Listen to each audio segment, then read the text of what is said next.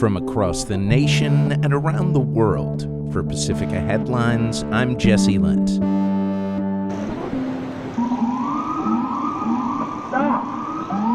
The police convoy carrying ousted Venezuelan President Nicols Maduro leaves a federal courthouse in Manhattan yesterday in what Reuters called, quote, one of the most consequential criminal cases in recent U.S. history, in footage captured by the AFP news agency. The trial date for Maduro and his wife Celia Flores, captured by U.S. commandos during a January 3rd nighttime military raid ordered by President Donald Trump, was set for June 1st of next year. The couple had been brought to New York following the raid, where they had reportedly been indicted on charges of using their executive power to facilitate cocaine shipments from Venezuela. They have pleaded not guilty. Defense lawyer Barry Pollock told the judge he would seek to dismiss the case on immunity grounds, maintaining that Maduro is immune from prosecution as the former head of a sovereign state. Maduro faces 4 felony counts, including narco-terrorism conspiracy and cocaine importation conspiracy. He could face a life sentence if convicted. A crowd of demonstrators gathered outside the courthouse for the former president's court appearance, with some voicing support for Maduro and others expressing gratitude to the U.S. for arresting him. Footage courtesy of Reuters. I'm out here today to demand the release of President Nicols Maduro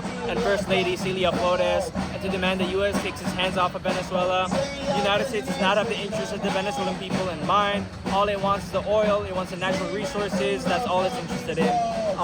So we stand in solidarity with the people of Venezuela and stand with them. We are the real Venezuelans, so we are not in favor of Maduro. We want Maduro to pay for all the things he did in Venezuela, for all of the things that he did to us as Venezuelans, for his crimes against humanity, although we know that he is not being judged for crimes against humanity, but for other things, but we want him to pay. Yemen's Iran-backed Houthi rebels said early this morning that they had attacked 2 Saudi oil tankers in the Red Sea, according to the AP, following the 12th night of U.S. military strikes against Iran. At least 2 people were killed and 11 were wounded in a U.S. attack on the Shalamche border crossing with Iraq, according to Al Jazeera. The Houthi attack threatens to open a new front on the war in which control over vital international shipping lanes has played a central role.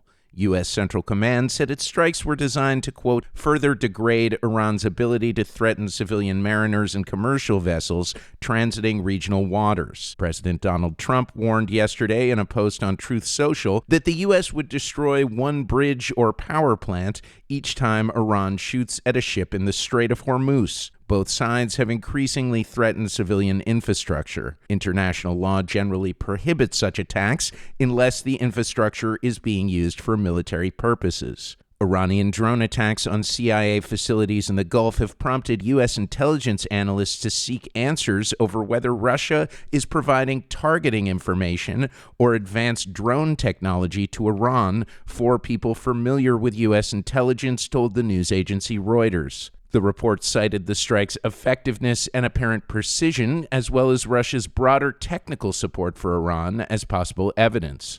The House adopted a $95 billion budget proposal Wednesday, a long-shot effort to fund the Iran war and other White House priorities over objections from Democrats and a few GOP holdouts in a final push before the midterm elections, according to the AP. No Democrats supported the measure. President Trump attended the dignified transfer of 4 service members killed in the Middle East yesterday, bringing the military death toll to 18, according to U.S. Central Command. Wildfires continue to spread across parts of France, Spain, and Italy, forcing thousands of people from their homes amidst soaring temperatures. According to the cable news network Euronews, more than 10,000 people were evacuated last night in southwestern France as a wildfire continues to burn near the coastal town of Léger-Camp-Ferré. Local authorities said the fire is spread over more than 4,900 acres, though no injuries have been reported. Wildfires forced these residents of the town of Santo Stefano Quisquina, located in Sicily's Sicani Mountains, to evacuate, as they described to Al Jazeera. The flames were beating against the walls. We felt helpless. We tried to help each other using hoses and whatever we could find. Within minutes, the situation spiraled out of control. The flames were towering on the mountainside. Those are the latest Pacifica headlines for the Pacifica Network. I'm Jesse Lent.